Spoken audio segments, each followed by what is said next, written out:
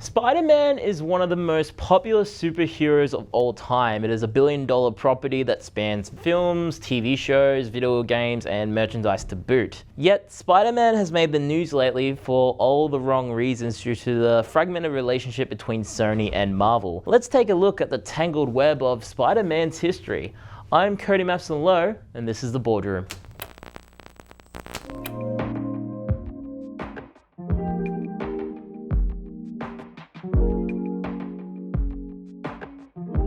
Spider-Man was first created in 1962 by Stan Lee and Steve Ditko, although there are claims that Jack Kirby created the character. As time went on though, things started to change. Despite Spider-Man's popularity, the comic book industry as a whole fell dramatically. Marvel Comics specifically was down to their last legs and needed to sell some of their properties in the late 90s. 20th Century Fox bought the rights to X-Men and Fantastic Four, while Sony bought the rights to Spider-Man. Spider-Man was well received due to its great retelling of the Spider-Man origin story. Spider-Man 2 wasn't as successful with a $738 million profit, but it is seen as one of the best superhero films of all time.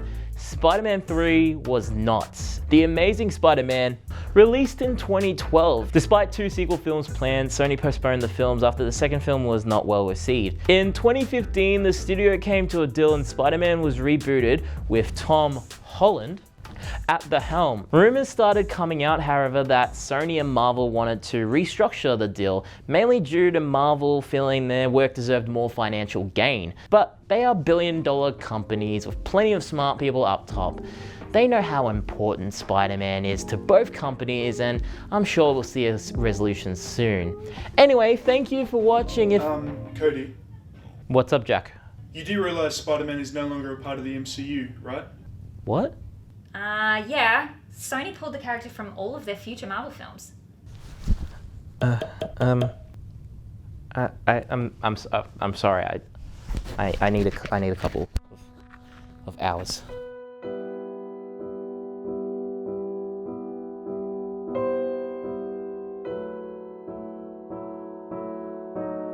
I was stunned.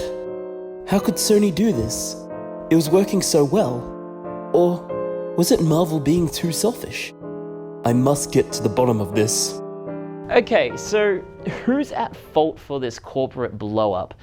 Early reports suggested that Sony pulled Spider-Man due to Marvel asking for a better revenue split and Sony refusing. Spider-Man fans are obviously worried due to past standalone films have been hit or miss, and there is fears that Sony will mess up the series. But for your fears, there are also some positives. Sony's Spider-Man side projects Venom and Into the Spider-Verse have done well critically and financially.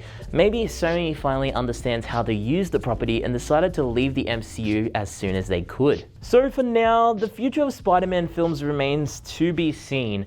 It will either struggle into mediocrity under Sony, or maybe they'll prove that not every character needs to be a part of the MCU.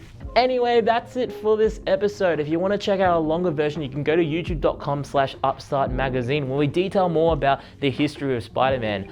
My name's Cody Low. Thank you for watching.